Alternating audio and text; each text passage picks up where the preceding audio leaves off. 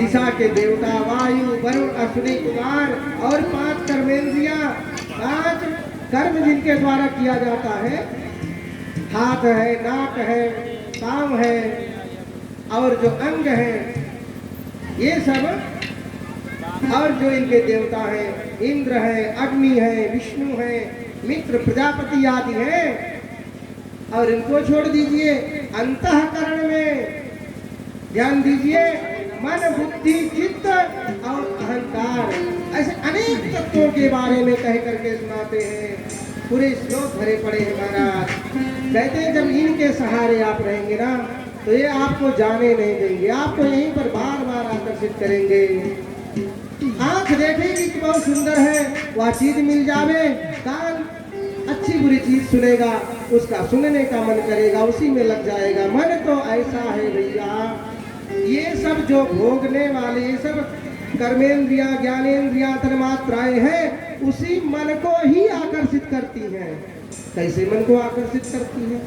आप कथा सुन रहे हो, आपका मन यहाँ लगा हो, आपके बगल से डीजे वाला निकल जाए, आपको पता नहीं चलेगा। इसी चीज में आप एकाग्र चित्त होकर के तो देखिए, एकाग्र चित्त रहते हैं, लाइट कब आई कब गई पता नहीं चलता है। बहुत बार ऐसा हमारे जीवन में होता है। बगल वाला पूछता भैया अभी आपके बगल से कोई गया है, फला व्यक्ति आया था, गया, आपको पता ही नहीं चलता। भैया हमने नहीं देखा। कोई आवाज हुई, आपने सुना? नहीं, हमने नहीं सुना। मन आपका जहां रहता है, ये सब भी नहीं चले जाते हैं। तो आप उस मन को स्थिर करने का प्रयास करते हो।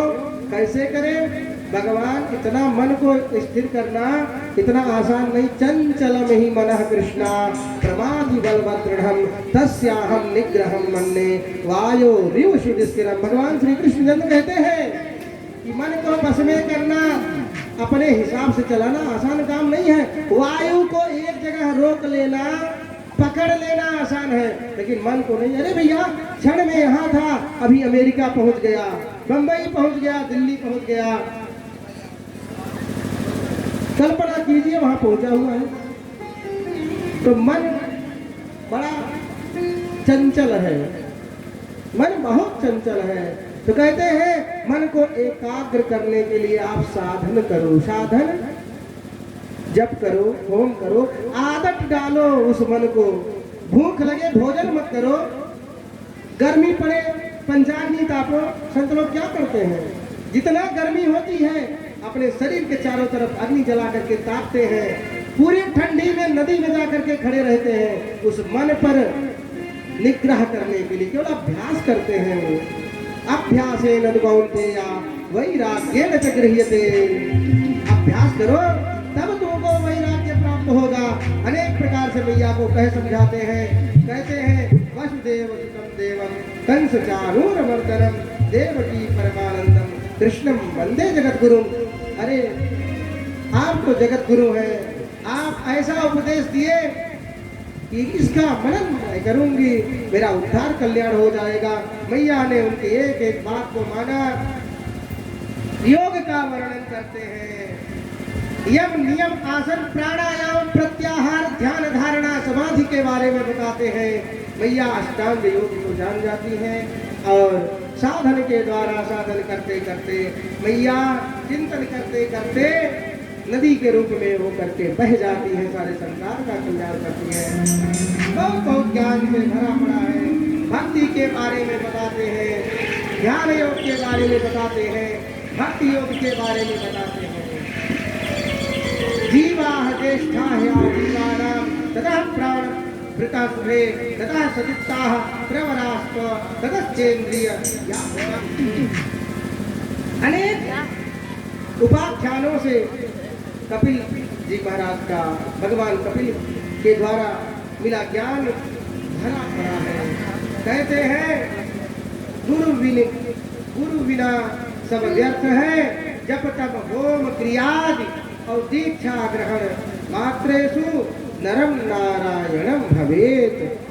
मैया को ज्ञान नहीं था और प्रभु ने ज्ञान कराया, गुरु बन गए ज्ञान कराने के लिए। अरे गुरु का मतलब भारी होता है, वजन होता है।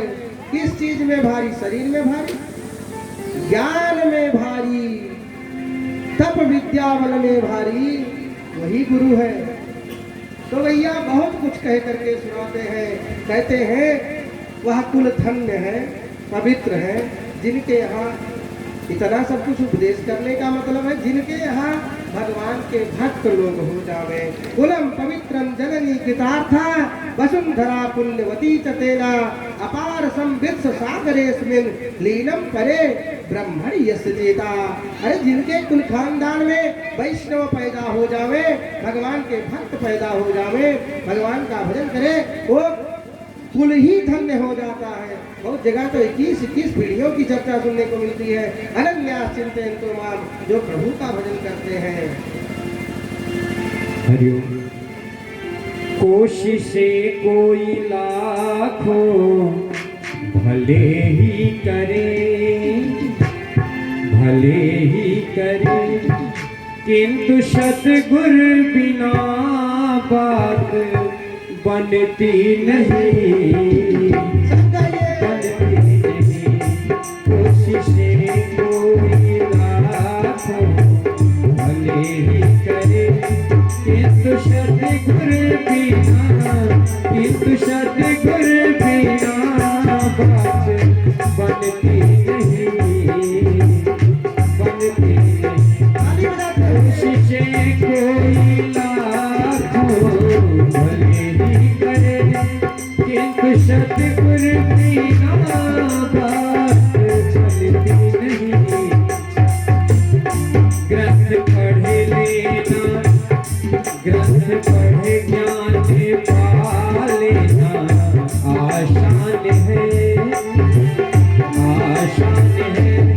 अपना आनंद पाना बड़ी बात है, बड़ी बात है। अपना आनंद पाना बड़ी बात है, बड़ी बात है। तन को जल से धुलाना सरल है मगर, तन को जल से धुलाना सरल है मगर, मन को निर्मल बनाना, मन को निर्मल बनाना बड़ी बात है, बड़ी बात है। कोशिशें कोई लाखों भले ही करे, किंतु सतगुर बिना बात बनती नहीं, बनती नहीं।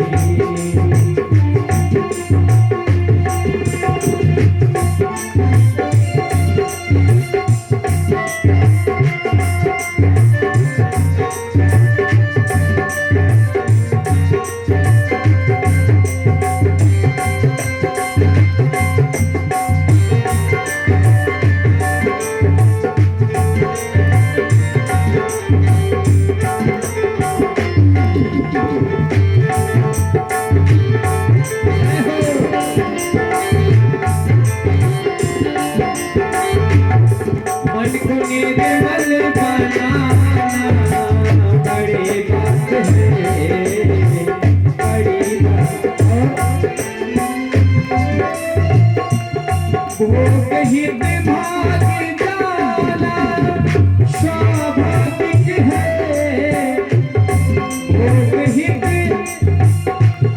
भोग हित भाग जाना स्वाभाविक है, भोग तस भाग जाना बड़ी बात है। पंच में भेष को भेष परिवेश में, गाँव में भेष में देश परिवेश में, चित रहता फसारा हर देश में, दिल किसी का जलाना आसान है,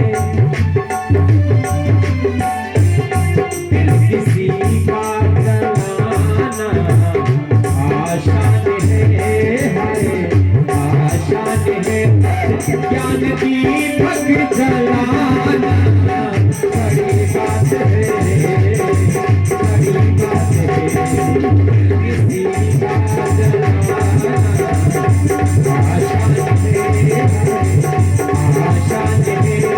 ज्ञान दीपक जलाना बड़ी बात है, बड़ी बात, बड़ी बात है, बड़ी बात है, ओ बड़ी बात है, आए बड़ी बात है।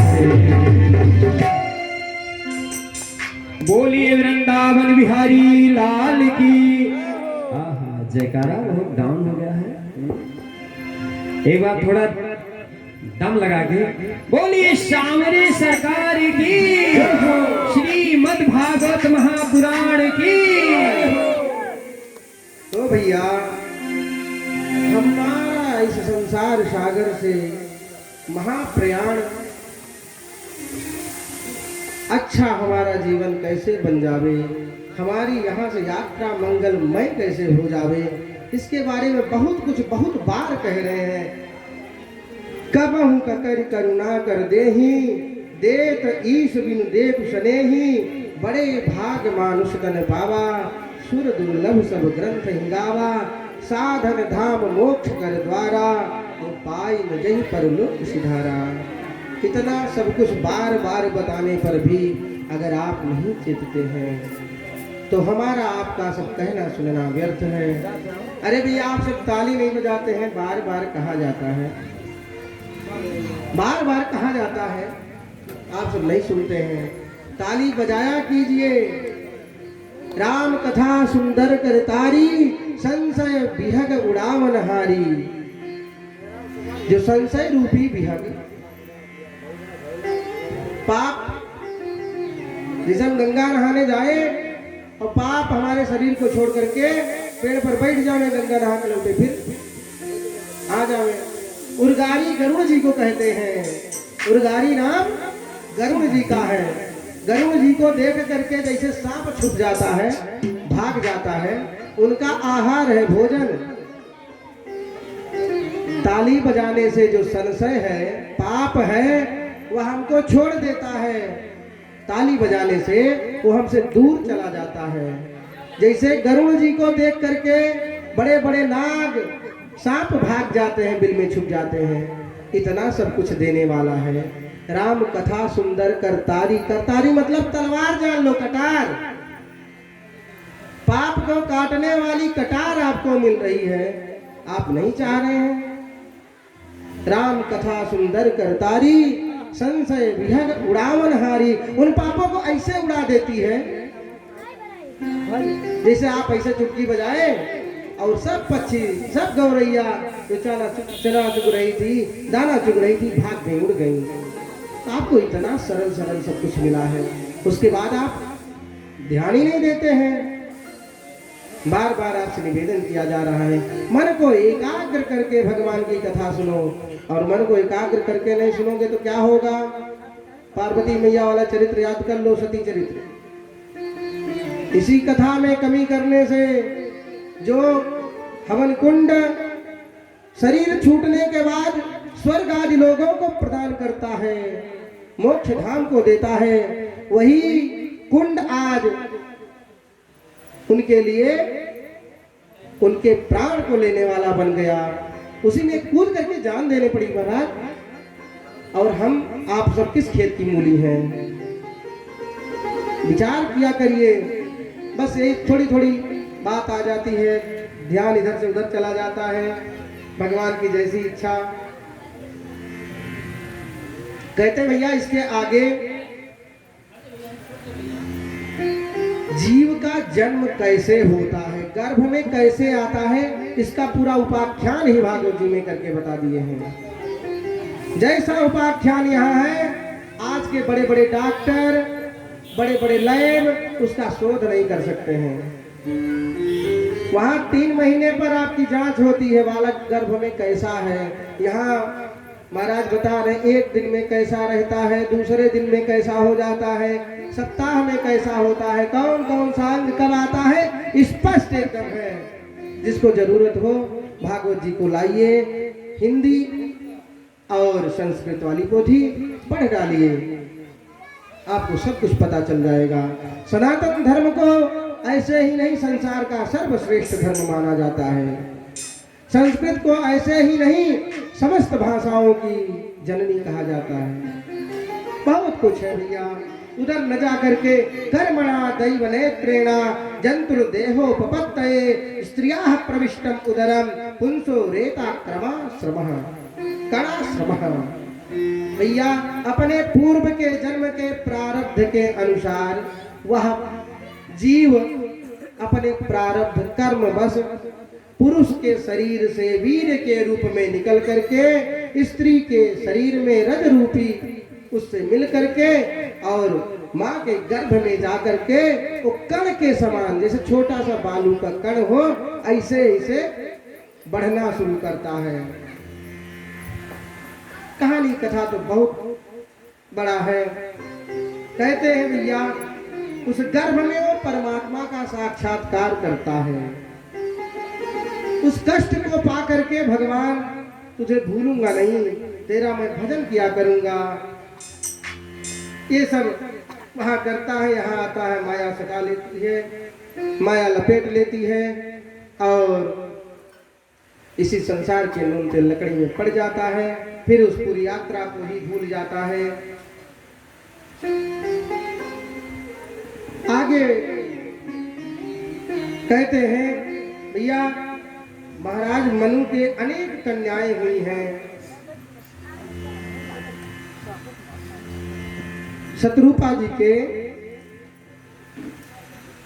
आकुति, देवहूति, प्रसूति, ऐसे 3 कन्याएं प्रकट हुई।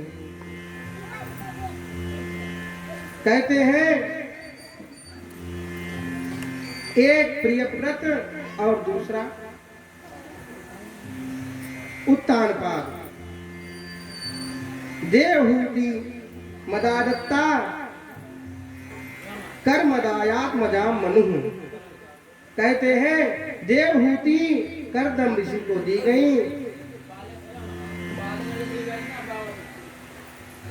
यानी जो इंद्रियों का दमन करने वाला है वो करदम है। करदम महर्षि बहुत तपस्या जीवन में किए।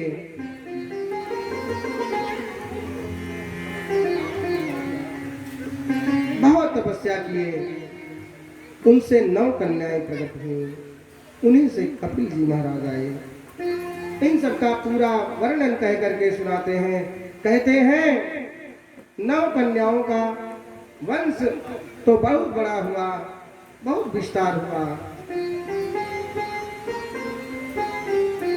कहते हैं कला रूपी जो कन्या हुई, इसका विवाह मरीच ऋषि से हुआ, जिसके कश्यप और पूर्णिमान 2 पुत्र और एक देवतुल्या नाम की कन्या हुई, जो विष्णु भगवान के चरण धोने के कारण आकाश गंगा हुई। आप सब आकाश गंगा का नाम बहुत बार सुने होंगे। कहते हैं दूसरी जो हुई उसका नाम अनुसुईया हुआ, और वह भगवान शंकर के अंश से उत्पन्न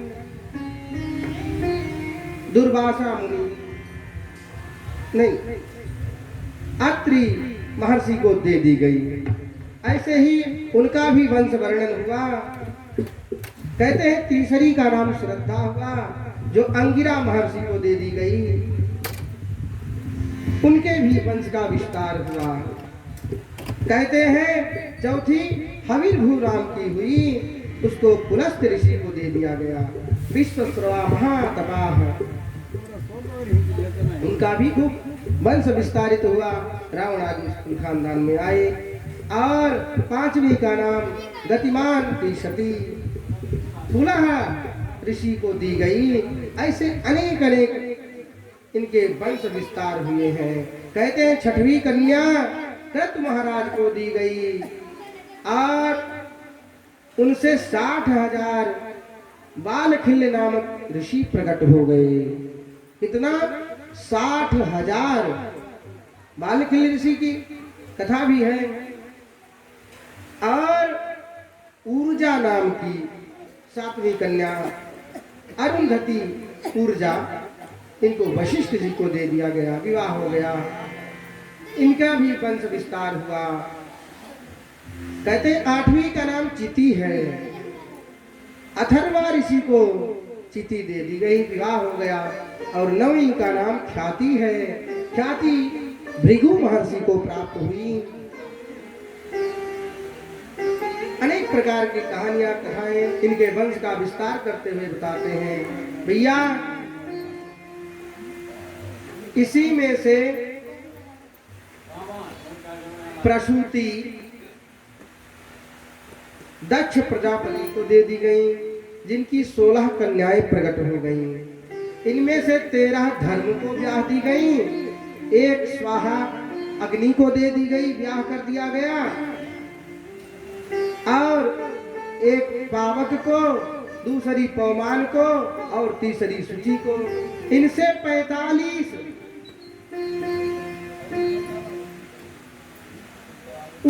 लोग कुल मिलाकर के प्रकट हुए। धर्म को 13 कन्याएं दे दी गई, उनकी 13 पत्नियां हैं। एक श्रद्धा के शुभ वंश का जो आगे आगे वर्धन हुआ है, उन सब का नाम बताते जाते हैं। कहते हैं इसी में भगवान भी अपना अवतार ग्रहण किए हैं, नर नारायण के रूप में प्रकट हुए। और इस धराधाम पर भगवान श्री कृष्णचंद्र, अर्जुन जैसे लोग आए। 3 कन्याओं का फिर विस्तार करते हैं, स्वधा और सती। अब सती का चरित्र आ गया है। शिव जी से दक्ष द्वेष करने लगा। कहानी तो बड़ी लंबी चौड़ी है। कतहु निमज्जन, कतहु प्रणामा। प्रणाम करते हुए, थोड़ा थोड़ा स्मरण करते हुए अपनी मंजिल तक पहुंचना है। इसलिए आप सती चरित्र के बारे में बहुत कुछ सुने ही है। श्रूयताम ब्रह्मर्षियो सह देवा सहाग्नयः साधूनाम ब्रुवतो वृत्तम ज्ञानानंतात् पराशरात्। कहते हैं दक्ष एक बहुत बड़ी यज्ञ कर रहे थे। उस यज्ञ में भगवान शिव को भाग नहीं दिए, इनको स्थान नहीं दिया गया। और नियम है, शेष जो बचता है वह शिव भाग है, नहीं दिए। और मैया का भी कुछ ऐसा चरित्र था, ऐसी कुछ कमी की थी कि भगवान श्री राम वनवास काट रहे थे,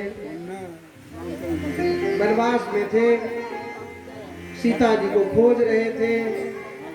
इनको कुछ मन में आया, ये परीक्षा लेने चली गई। और जब भगवान शिव ने अपने अंतर नेत्र से देखा, जान गए। उन्होंने मां सीता का स्वरूप धारण करने से उनका परित्याग कर दिया। यही तनु सती भेंट अब नाही। कहानियां कथाएं तो बहुत हैं। फिर भगवान का उनका दूसरा जन्म हुआ, फिर भगवान को प्राप्त की। अनेक कथाएं हैं। नारी के विषय में बहुत कुछ कहा गया है। दुखशील काम वृद्धो वा धनैर्वा पतिवर्जितः स्त्रीणां मार्य स्वभावानां परमं दैवतं पतिः। वाल्मीकि जी ने वाल्मीकि रामायण में कहते हैं, जो नारी अपने दायित्व को निभा दे वह तो लक्ष्मी है। सीता जी के लिए उपयोग किया गया है। और जो अपने पति की बात न माने, उन्होंने प्रश्नोत्तर बहुत किया था, भगवान शिव कोई उत्तर नहीं दिए थे। कहते हैं अगर किसी से कुछ पूछा जाए वो कुछ न बोले तो जो पूछने वाला होता है अपने समान अपने हिसाब से उसका अर्थ कर लेता है।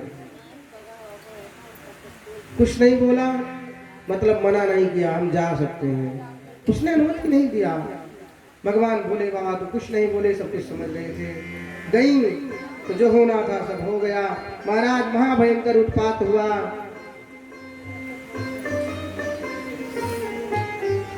आखिर में भगवान श्री हरि को ही सब प्रकार से संभालना पड़ा। सब कथाओं से आप परिचित हैं।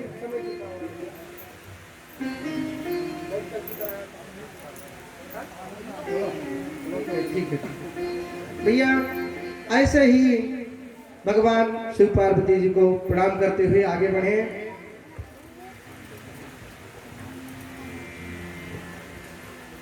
कहते हैं ध्रुव चरित्र की तरफ हम सब बढ़ते हैं। प्रिय व्रतो तान पादौ शतरूपा पते सुतौ वासुदेवस्य कलया रक्षायाम जगत स्थितौ।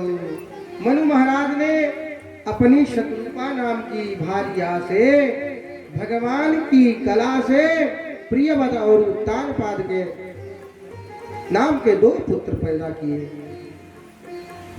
अब जगत की रक्षा में इनको नियुक्त कर दिए कि तुम थोड़ा सा राजपाट देखो। जाए उत्तानपाद पादस्य सुनीति सुरुचिस्तयोः सुरुचि प्रेयसी प्रत्युर नेतराह यत् सुरो ध्रुवः। कहते हैं राजा की 2 रानियां थीं, सुरुचि और सुनीति। सुनीति सुनीति, सुरुचि जो आपकी रुचि इच्छा, सुंदर इच्छा ही सुरुचि है, और सुनीति आपके जीवन में जो सुंदर सुंदर नीति हो वही सुनीति है। रुचि तो इच्छा करती है, इच्छा में बहुत कुछ आ सकता है। अब कहते हैं उत्तम, उत्तम का मतलब कोई पदार्थ जो आसानी से न प्राप्त हो, थोड़ा परिश्रम करके प्राप्त किया जाए, वह उत्तम है। जैसे ध्रुव मतलब वैकुंठ आदि लोक है, उत्तम लोक है। कहते हैं एक दिन महाराज महल में सुरुचि के पास उनके पुत्र उत्तम को लेकर बैठे हुए थे, और ध्रुव भी वहीं खेलता हुआ आ गया। अब पिता की गोद में बैठे हुए अपने भाई को देखता है, उसकी भी इच्छा होती है कि मैं अपने पिता की गोद में बैठ जाऊं। यह देखते ही सुरुचि बोली, क्या कहती है? तपसाराध्य पुरुषम तस्यैवानुग्रहेण में गर्भे त्वं साधयात्मानं यरोच्छस निर्वासनम। हे दुष्ट, अगर तुझे इस गोद में बैठना है ना, तू जा पहले हरि का, भगवान का भजन कर, और भगवान प्रसन्न हो जाए तो उनसे वरदान मांग। वरदान मांग कि वो तुमको आशीर्वाद प्रदान करे तुझे, तू मेरे गर्भ में आ, मेरे गर्भ से तू पैदा होवे, और जब पैदा हो जाएगा तब तू इनकी गोद में बैठ सकता है। मतलब भगवान की तपस्या से, भगवान से बढ़ करके उसने अपने गर्भ को मान लिया है। रुचि तो ऐसी ही होती है ना, अपने को ही सब कुछ, जो उसकी इच्छा हो गई उसी को सब कुछ मानती है। तो ऐसा बताने पर भैया ध्रुव जी तो रोने लग गए। ध्रुव जी रोने लग गए, मन में विचार करने लग गए, रोते रोते अपनी माँ के पास जाते हैं।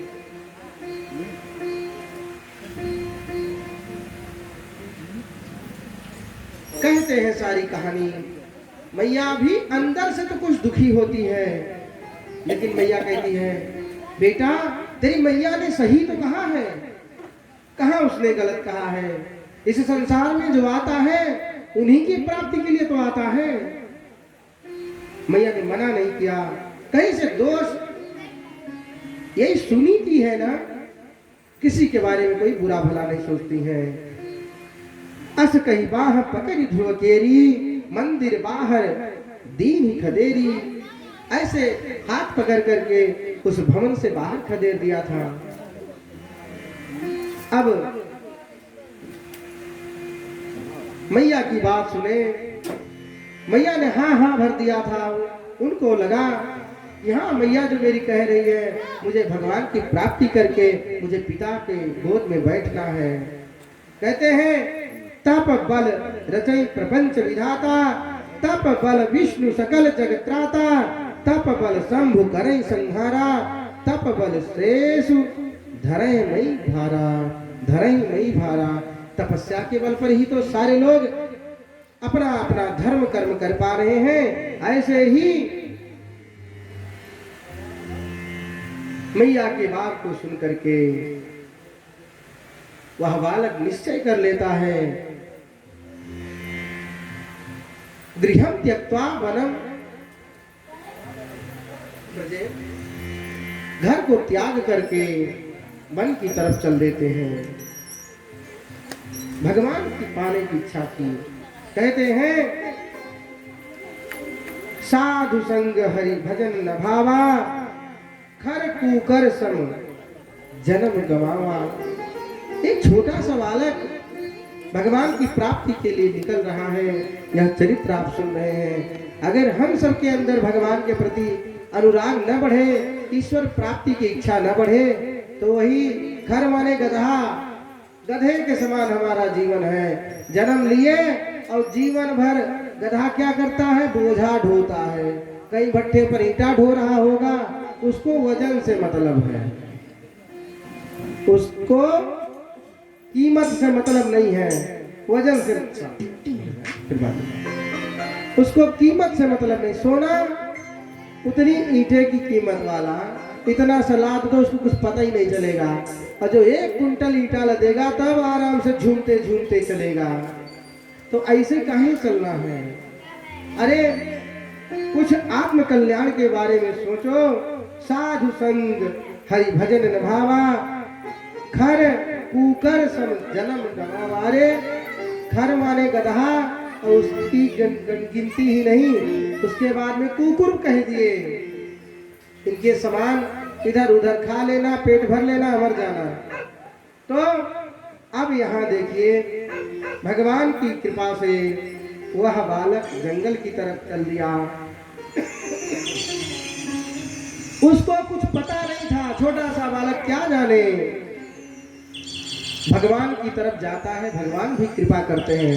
भगवान भी तुरंत मन में सोचते हैं, और भगवान के मन कौन है? नारद जी तुरंत पहुंच जाते हैं। पहुंच करके बालक को समझाने लगते हैं, बेटा छोटी सी उम्र में कहाँ जा रहे हो? तुम जाओ अपने घर पर, वहां आनंद से रहो। अभी तो तुम्हारी खाने खेलने की उम्र है। आज के लोग तो यही कहते हैं ना, अभी हमारा कौन उम्र है? कहाँ सधुआई जात है, कहाँ जिंदगी बीती जात है।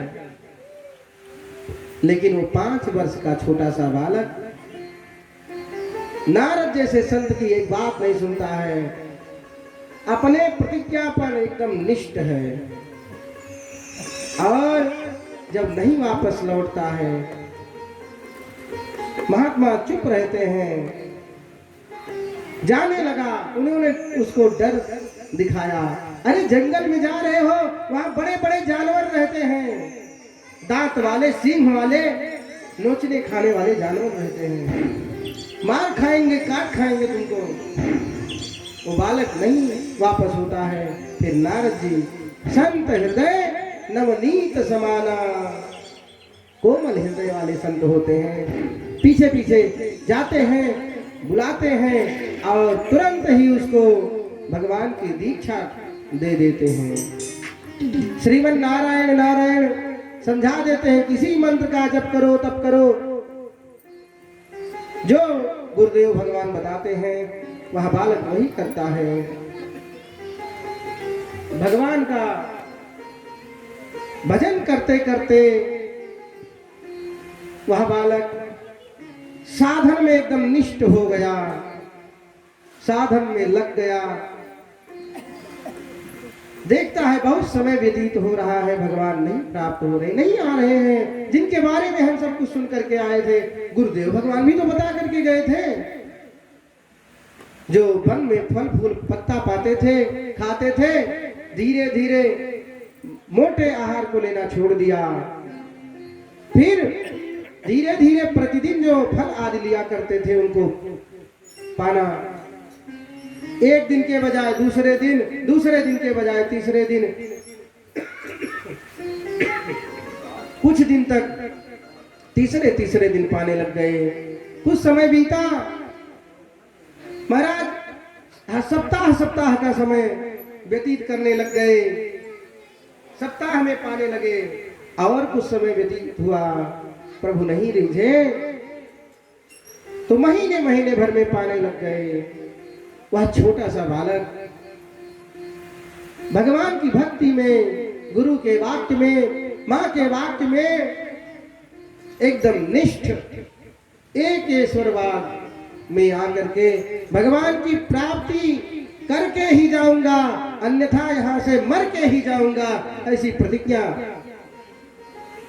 कर करके बैठे थे। अब उन्होंने जो कुछ समय समय पर लिया करते थे वो सब छोड़ दिया।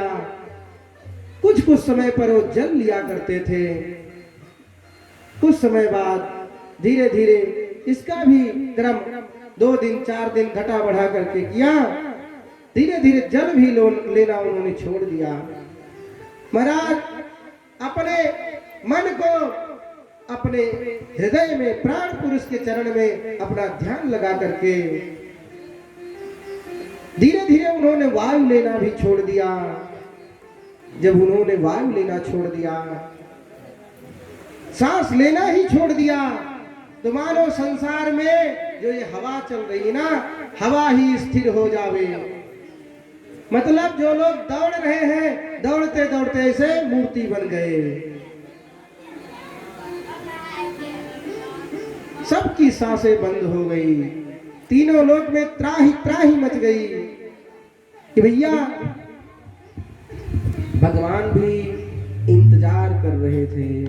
भगवान चाहते तो पहले दिन आ जाते, लेकिन संसार को दिखाने के लिए प्रभु तब तक नहीं आए जब तक पूरे संसार में सब लोग त्रस्त नहीं हो गए।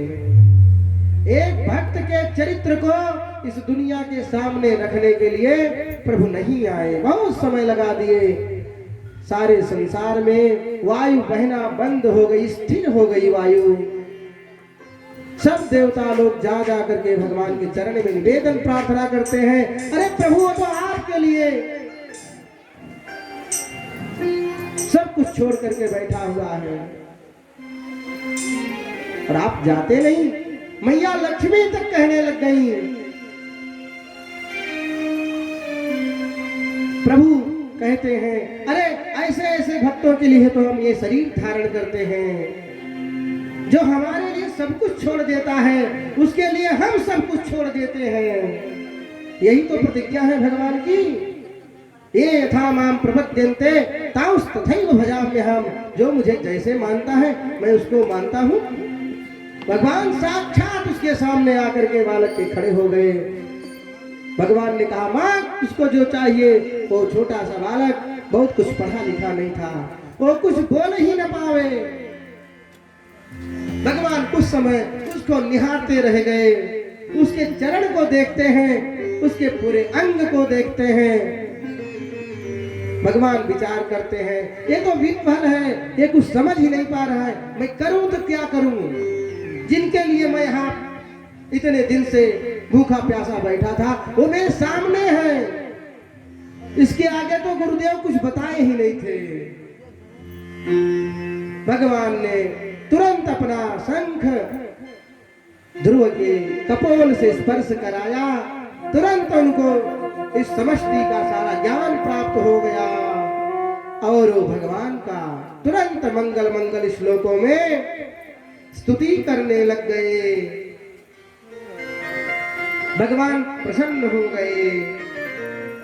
भगवान कहते हैं तुम्हें अपने उस पिता की गोदी चाहिए ना, दे रहा हूँ जो सदा सर्वदा ये पूरा त्रैलोक्य देखेगा। जाओ, मैं तुम्हें तुम्हारे लिए एक लोक ही बना दे रहा हूँ जिसका नाम ध्रुव लोक होगा। तुम वहां अखंड राज करना। तुम छोटे से राज के लिए भगवान ने बहुत कुछ दिया। जानते हैं, जो द्वादश भागवत बताए गए हैं, एक छोटा सा बालक इतनी तपस्या किया। कामना सकाम और निष्काम भक्ति में बड़ा अंतर है। बहुत कुछ प्रभु ने बताया है जो केवल प्रहलाद जी में और इनमें इतना सा अंतर है। इतना सा इन्होंने सकाम ये भगवान की उपासना की है, भगवान को प्राप्ति करने का प्रयत्न किया है, भगवान को प्राप्त किया है। सकाम क्या कि मैं अपने पिता के गोदी में बैठ जाऊं, उस राज्य पाठ को पाऊं। केवल इतनी छोटी सी चाहत। द्वादश भागवत जो कहे गए हैं उनमें इनका नाम नहीं आया, केवल छोटी सी कामना के कारण। और जो निष्काम होकर के भगवान का भजन करते हैं, ध्यान धारणा समाधि लगाते हैं, ऐसे अनेक लोग भगवान के उस 12 लोग भगवान की वैष्णवी माया का सारे संसार में, पूरे विश्व ब्रह्मांड में प्रचार प्रसार करते हैं। उनमें प्रहलाद जी का भी नाम है। उनको कुछ नहीं चाहिए था जीवन में। उसमें कहते हैं वेद प्रणहितो धर्म। ब्रह्मा जी कहते हैं मैं स्वयंभू नारद साक्षात करके 12 लोग का नाम बताते हैं। हम लोग भगवान की महिमा को जानते हैं। जब इधर आप आगे कुछ चरित्र सुनेंगे। भगवान का नाम अजामिल उपाख्यान में भगवान का नाम लेकर के जब धर्मराज के यमदूत और भगवान विष्णु के दूत आते हैं, दोनों में वार्तालाप होती है। वो उल्टे मुंह वापस चले जाते हैं। महाराज हम आपका अभी जो अस्त्र शस्त्र दंड फंड ले रखे इसको फेंकते हैं, नहीं चाहिए आपका। धर्मराज के सामने चर्चा करने लगते हैं। कहते अरे भैया हुआ क्या, ये तो बताओ। आपका बेटा कहीं से आए, किसी काम के लिए आप भेजे हो, सब कुछ फेंक फाक करके रोने गिड़गिड़ाने चिल्लाने लगे कि मुझे आपके सहारे नहीं रहना है, आपका एक काम भी नहीं करना।